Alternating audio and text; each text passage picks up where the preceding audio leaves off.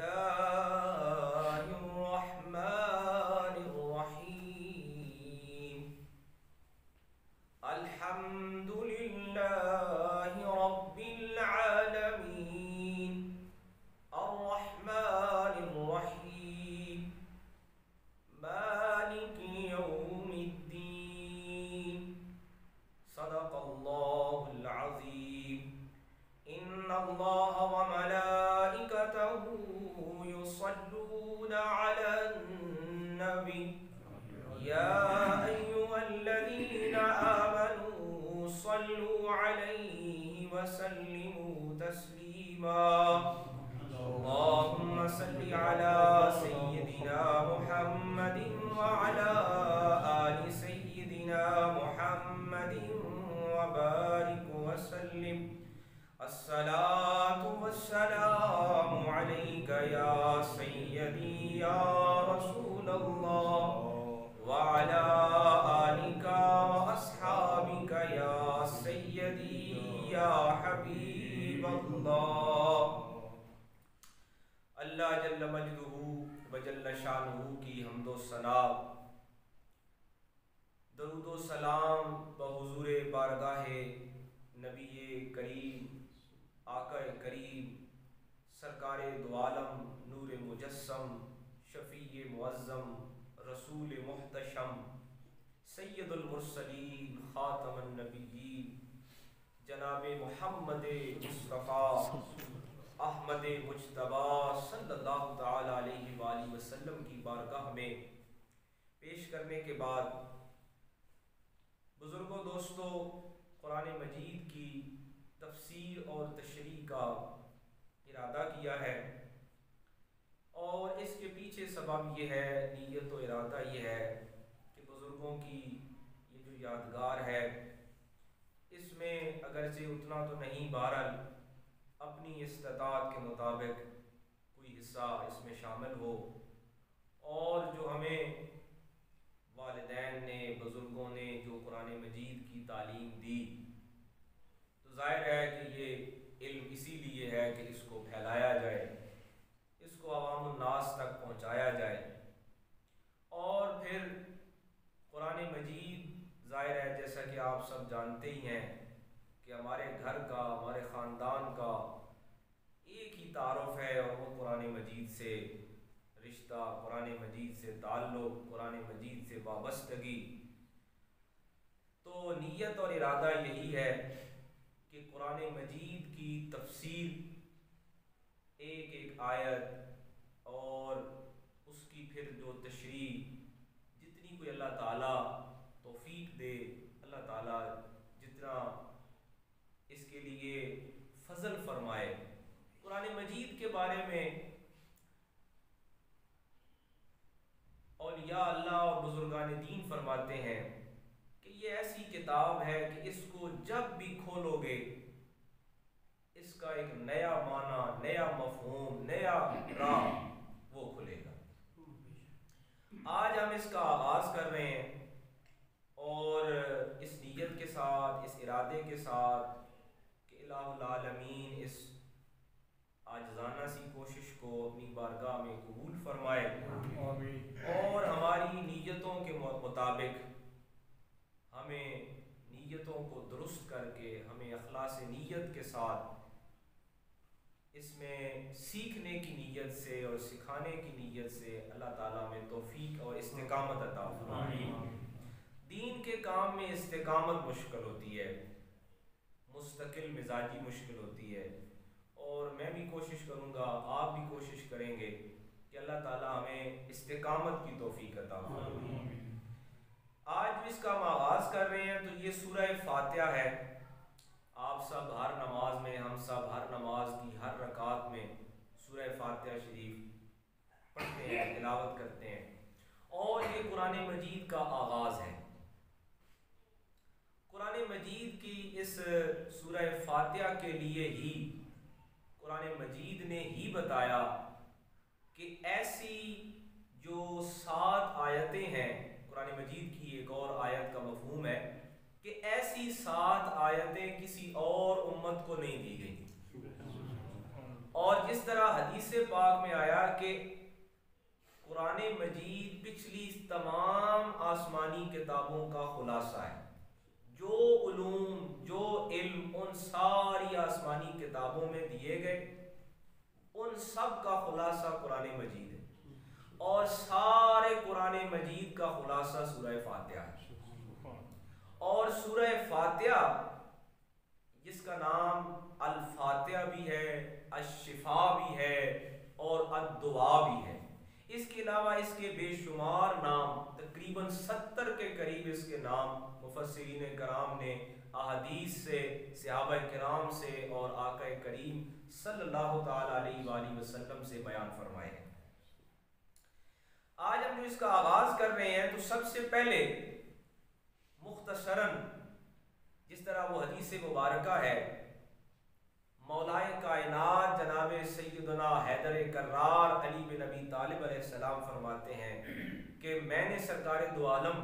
نور مجسم شفیع معظم صلی اللہ تعالی علیہ وآلہ وسلم سے سنا کہ آپ نے فرمایا کہ قرآن مجید تمام آسمانی کتابوں کا خلاصہ ہے، اور قرآن مجید کا خلاصہ سورہ فاتحہ ہے، اور سورہ فاتحہ کا اب آگے مولائے کائنات فرماتے ہیں کہ سورہ فاتحہ کا خلاصہ اس کی پہلے تحریر بسم اللہ الرحمن الرحیم، یہ سورہ فاتحہ کا حصہ نہیں ہے، لیکن یہ اس سے پہلے لکھی گئی بسم اللہ جو ہے، تسمیہ جو ہے، یہ سورہ فاتحہ کا خلاصہ ہے۔ اور پھر مولائے کائنات جناب حیدر کرار فرماتے ہیں کہ اس بسم اللہ شریف کا خلاصہ اس کی پہلی با ہے۔ آج ہم اس با کو دیکھتے ہیں، اور اگلی آپ کی روایت کا جو آخری حصہ ہے، مولائے کائنات فرماتے ہیں کہ وہ جو با ہے اس کے نیچے نقطہ میں علی ہوں۔ سبحان اللہ۔ عزیز محترم، یہ جو بسم اللہ شریف ہے نا، اس کو ہم تسمیہ کہتے ہیں۔ تسمیہ اسم سے ہے، اسم سے مراد کہ اس میں اللہ کے اسم کو پکارا جاتا ہے، بسم اللہ، اللہ کے اسم سے۔ اب اس پہ ایک تفصیلی حوالہ میں عرض کروں گا کہ اللہ کے نام کے ساتھ ہی کیوں؟ اس لیے مفسرین کرام فرماتے ہیں کہ ہم صرف اس کے نام کو سن سکتے ہیں، اس کی ذات، کہتے ہیں نا کسی بھی شے کے بارے میں جاننا ہو، ہم کہتے ہیں ہمیں تو فلاں کا نام ہی نہیں پتا، یعنی اس کے بارے میں مزید تعارف ہمیں نہیں ہے، ہمیں تو اس کا نام بھی نہیں پتا، ہمیں تو فلاں کا بھائی نام تک نہیں پتا۔ تو ذات الہ کے بارے میں،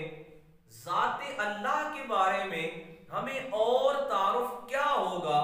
ہو ہی نہیں سکتا۔ ہماری عقل، ہمارا علم، ہمارا شعور، ہمارا فہم، ہماری جو صلاحیت ہے وہ نہایت کم ہے، بہت کم ہے اس کی ذات کے بارے میں جاننے کے لیے۔ تو ہم اس کا نام ہی لے سکتے ہیں، ہم اس کا نام ہی لے سکتے ہیں، اس سے زیادہ ہمیں اس کا تعارف حاصل ہی نہیں ہو سکتا کہ وہ ہماری استطاعت سے باہر ہے۔ اور اس میں یعنی بسم اللہ میں اسم اللہ کا، یعنی با اسم، اصل میں یہ ہے با اسم اللہ، اللہ کے نام کے ساتھ۔ اب یہ جو با ہے نا، یہ کہتے ہیں با مجرور ہے، اور یہ جار مجرور مل رہے ہیں، یعنی یہ اصل میں ملانے کا کام کرتی ہے با۔ عربی زبان میں اس کا معنی ہوتا ہے ساتھ ملانا، یعنی ساتھ اسم اللہ کے، ہمیں اور کوئی اس کی پہچان نہیں ہے، ہم اس کی ذات کے بارے میں، اللہ کی ذات کے بارے میں ہمیں اور کوئی تعارف نہیں ہے، ہمیں صرف اس کا نام پتا ہے، ہم صرف اس کا نام سن رکھا ہے، لہٰذا ہم اس کے نام کے ساتھ آغاز کرتے ہیں،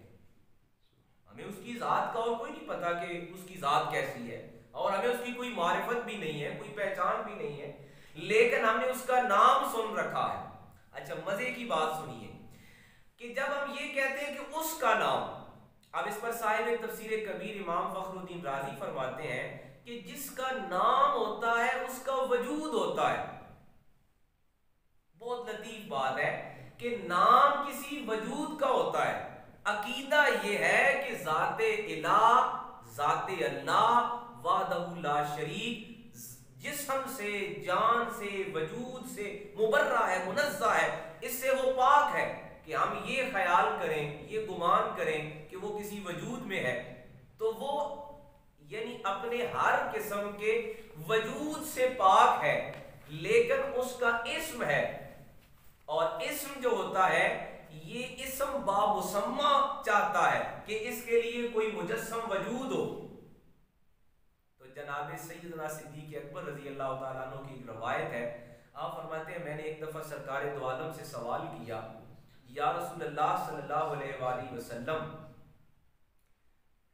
میں نے حق کو دیکھنا ہے، اور سرکار دو عالم نور مجسم صلی اللہ تعالیٰ علیہ وآلہ وسلم ارشاد فرماتے ہیں جس نے مجھ محمد کو دیکھا بس اس نے حق کو دیکھا۔ اور صاحب تفسیر کبیر فرماتے ہیں اسم جو ہے یہ دراصل ذات محمد کا اشارہ ہے کہ اللہ کی معرفت، الہ کی معرفت، وحدہ لا شریک کی پہچان اور تعارف وہ ذات محمد سے ہو سکتا ہے، وہ ذات محمد سے ہو سکتا ہے۔ یعنی ہم یہ کہہ رہے ہیں کہ اللہ جو ہمیں ذات محمد نے بتایا، ہمیں کیا پتا تھا، ساری مخلوق کو کیا پتا تھا کہ کون وحدہ لا شریک ہے، کون الہ ہے، کون خالق ہے، کون مالک ہے، کون پیدا کرنے والا ہے، یہ اگر بتایا تو یہ ذات محمد نے۔ لہٰذا یہ جو اسم ہے، یہ جو با کے بعد اسم ہے، یہ دراصل ذات محمد کا اشارہ ہے کہ وہ جس نے اللہ کا بتایا وہ ذات، اس کے ساتھ ہم آواز کر رہے ہیں۔ یعنی یہ جو با اسم اللہ ہے، اس میں اللہ تو ذات الہ کا ہے اور اسم ذات محمد کا اشارہ ہے، اور با یعنی ذات محمد نے جو ہمیں ساتھ دیا الہ کا، ہمیں الہ سے جو ملا دیا، اب جو ذات محمد سے ملا وہ دراصل ذات الہ سے وابستہ ہوتا چلا گیا۔ اور اسی لیے مکہ والوں کا یہ پھر طریقہ تھا، پہلے وہ کہتے تھے رب الکعبہ، کسی بھی قسم کے لیے وہ کہتے رب الکعبہ، کعبہ کے رب کی، اور پھر جب اہل ایمان اور صحابہ کرام رضوان اللہ علیہ مجمعین ایمان لائے تو وہ قسم اٹھانے کے لیے کہتے ہیں رب محمد، برب المحمد، یعنی وہ رب جو محمد صلی اللہ علیہ وآلہ وسلم نے بتایا۔